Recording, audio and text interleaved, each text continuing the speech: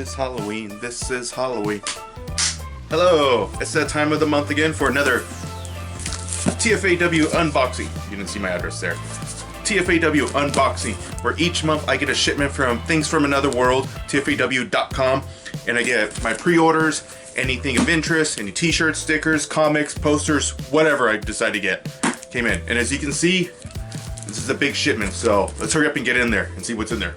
All right. This will be a little tricky one. Let's see. This is I think my first shipment since the company changed stuff on their website. As you kind of see, even the sticker changed a little.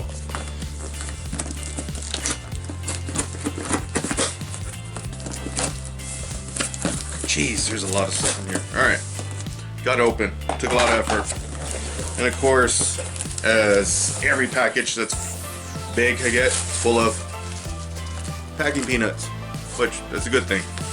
All right, let's try to slowly pull all this out without making it rain.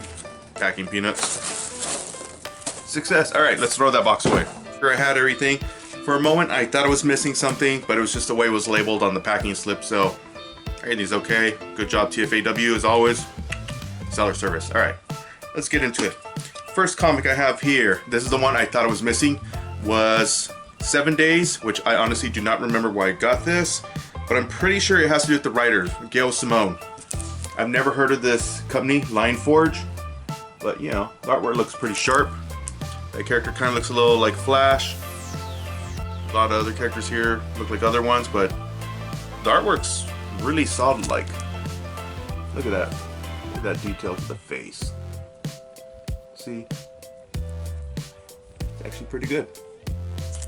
So, I'm gonna have to read this, see what it's about. Try to remember why I got it. Next up is The Curse of Decease, number 5 of 6. Okay, I see why I got this. It's because of the cover. If you remember, I was getting the Deceased comics and they all had horror variants. This one's no exception. So you can see here, there's Robin. Well, not Robin. There's Harley Quinn with Robin and Superboy, you know, also known as the Super Sons. You know, the son of Batman, the son of Superman. And here she is, screaming and freaking out. So, I really love what they've done with these covers. So, it's pretty cool. I haven't read the series yet, but it's pretty cool. This one, I am a huge fan of this character, and I have many different comics of his, and there's been many versions of this character. There's been Johnny Blaze has been one version. You might know who I'm talking about already. Daniel Ketch.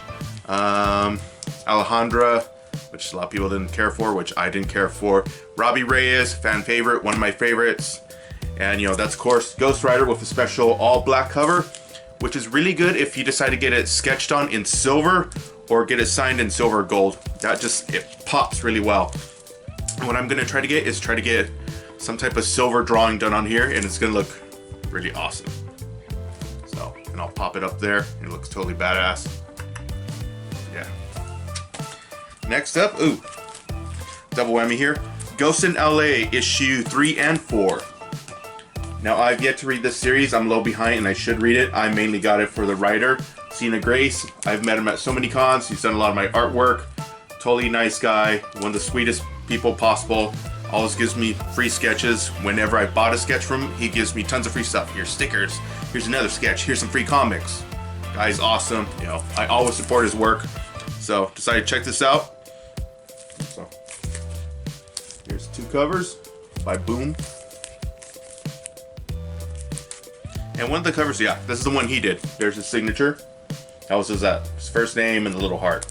So that's one thing I like about collecting art, is look at their signatures and how they each have a distinctive style. Now, Grendel is this really interesting character that I've been reading for a while.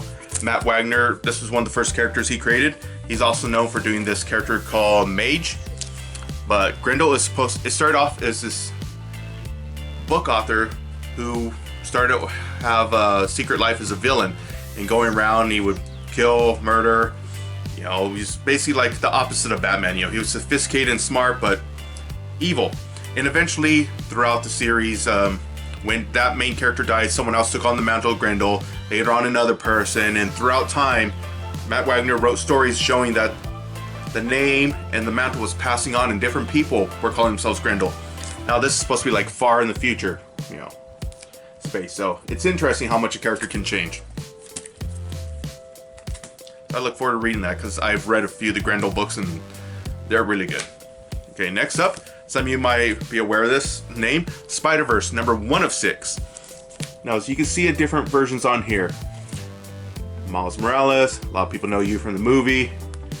There's Armored Spider-Man, I can't remember who's that one. I want to say that's Penny Parker. There's Spider-Ham, also known as Peter Porker. There's Aunt May, when she became one in the version. There's Spider-Gwen, actually her name's the Ghost Spider, but for a while she was called Spider-Gwen. Over here, I'm assuming that's the original Peter Parker one. And, oh, I almost didn't see this. Way in the corner, this other person. I don't know who that is. I want to say it's Spider-Girl with her second costume, but I'm not sure. It's just the hair gives away. And, of course, there's one other Spider-Man on here. My favorite one, Miguel O'Hara, Spider-Man of the Future, 2099. Not only that, he was one of the first non-Caucasian Spider-Mans, and also biracial. Well, he was half. He's half Irish, half Mexican, but that was one of the first, you know, non-white Spider-Mans. Miles Morales being one of the most well-known, because he's, I believe, Puerto Rican and black. So, one of my favorites. Not only that, but he's way different than Peter Parker. Peter Parker, usually optimistic and everything. Miguel O'Hara, very cynical. So, pretty cool. Next up, and I got this cover, I remember why, because of the artist. Levo Ramondelli, he's done really good work for Transformers. He's done one of my Venom sketches, which you don't see there, which is normally there. But if you watch another one of my videos, you could know why it's not up there. So, Transformers Galaxies. And he does this really, sorry for the glare. I'll see if I can block it out, probably not. He does this really good job, like how he does machines. Look at that. Those are the Constructicons if you ever followed Transformers as a kid or as an adult or however. Yeah. Really beautiful work there. Next up is the White Trees. And of course, as I said before, if I am a fan of a writer or an artist, I will buy all their work wherever I see it possible because I want to support their great behavior. I want to support their interaction they give to fans and show that it pays off. And one of those people I've met was Chip Zdarsky. Incredibly nice guy. He drew that sketch I have right there of Rick. Totally nice guy. Like, he only charged me 20 bucks for that. He doesn't charge very much for his sketches. He also has a very dirty sense of humor, but gotta love the guy for that, you know. Totally awesome. So I look forward to reading this. He's also written Howard the Duck. One of the Spider-Man series, I think it was called Peter Parker, The Spectacular Spider-Man, and a few other things. Next up, this one I always thought was interesting. I got this also for the artist. The artist, I believe, is Edwin Huang, if I'm saying his name right. He did what you don't see there. It's supposed to be a Jam Piece cover. He did a drawing of Nico from The Runaways on my A-Force cover. He's mostly known for doing Street Fighter stuff, and if you follow him on Instagram, you're gonna see stuff from Capcom. So you might see Mega Man characters, you might see Darkstalkers, or Darksiders, I mean. Excuse the car. And a lot of Street Fighter stuff. So I got this. I love this cover so much. Akuma in Hal. And Akuma is one of the most badass characters in Street Fighter. He can do his fireball downward, double in midair. So, the guy that calls himself the Demon is in hell. So I actually do want to read this and not just collect the cover, because that's an interesting concept. Okay, I got 2 more comics left. I saved them last because one of them has an interesting name behind it, and the other one is, let's go with the big cover. This one is Harleen #1. Now this, it caught my eye for a few reasons. Like, the cover is just really creepy. You really look at those eyes. The realism behind them, the cracked facade, and that's Black Label. And if you remember DC's Black Label, it's kind of like their mature theme. Wherever if they do a Batman story, if you remember that video I did with my unboxing showing Batman Damned #1, and it was Black Label. That one had nudity. You actually could see Batman naked. This one might have something similar, but usually the Black Label stuff is bigger than the standard comic. As you can see, they usually cost a little more. They have that little spine on them that most comics don't have. Most comics have the little staple there. This has that little seamless spine. And they're just treated a little more maturely, you know. They're not aimed for kids. That's the whole Black Label point. It's, man, like, this is something mature.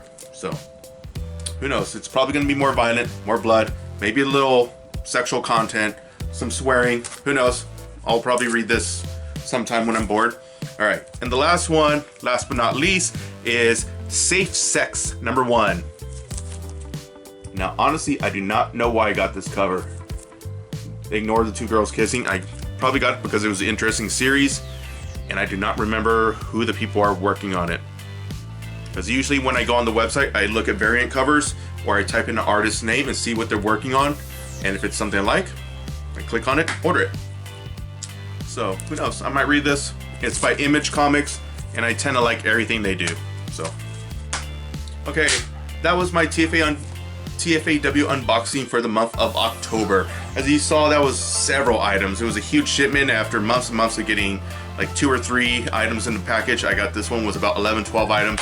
So I have a lot to put away and a lot of stuff to get ready for my next con, which is in March, which is half a year away.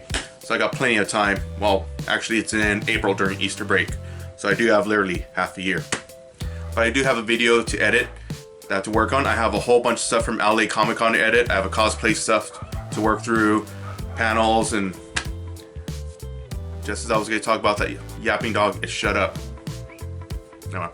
Anyways, if you liked my video, make sure to do the 3 things I always tell you to do. Like, share, subscribe, click the bell notification below if you haven't already. And if you're interested in collecting comics, stickers, pins, artwork, posters, t-shirts, and you're kind of nerdy, go to TFAW.com, you know, sign up, get the newsletter. When your birthday comes around, they give you a $5 coupon. They always have discounts. Around this time of year, they're gonna have their end of the year sale where they're trying to get rid of all their old stock, where things drop down. First week, 50% off. Anything left the next week, 60% off. Anything left the week after that, 70% off. Anything left over the week after that, 80% off. Then the following week after that, 90%. So the sales keeps climbing higher and higher as the stock gets lower and lower. So you could wait to the end and you're gonna get a good deal, but it might not be left. So I suggest you sign up to TFAW.com if you're interested in comics at all. And I'll always, you know, thank you for watching. And I hope you check it out, another video. Let me know how I'm doing. And I might have put a little thing on this video asking you what game I should do next, because I bought a whole bunch of games lately. And I'm gonna live stream probably late at night when no one's on, though I was surprised someone was watching me when I did Fallout a few weeks back at 3 in the morning. You know who you are. So if you're interested, you know, answer the survey, please do. And thank you for watching. Bye. I'm gonna drink my soda.